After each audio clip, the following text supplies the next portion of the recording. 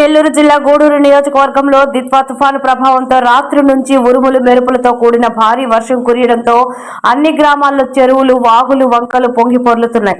Rural ప్రాంతాల్లో రాత్రి నుంచి విద్యుత్ లేకపోవడంతో ప్రజలు ఇబ్బందులు పడుతున్నారు. గూడూరు సమీపంలోని చిల్లకూరు జాతీయ రహదారిపై వర్షపు నీరు ప్రవహిస్తుండటంతో సుమారు 2 కిలోమీటర్లకు పైగా వాహనాలు నిలిచిపోవడంతో భారీగా ట్రాఫిక్ కి అంతరాయం ఏర్పడింది.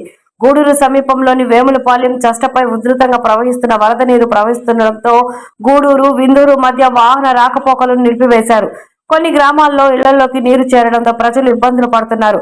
ముంపు ప్రాంతాల్లో ప్రజలను పునరావాస కేంద్రాలకు తరలించి భోజన వసతి ఏర్పాట్లు చేశారు. గూడూరు సైదాపురం మధ్యలో వరద నీరు ప్రవహిస్తుండటంతో వాహన రాకపోకలు నిలిపివేశారు. అధికారులు మాట్లాడుతూ అత్యవసరమైతే తప్ప బయటకు రావద్దని ప్రజలను హెచ్చరించారు.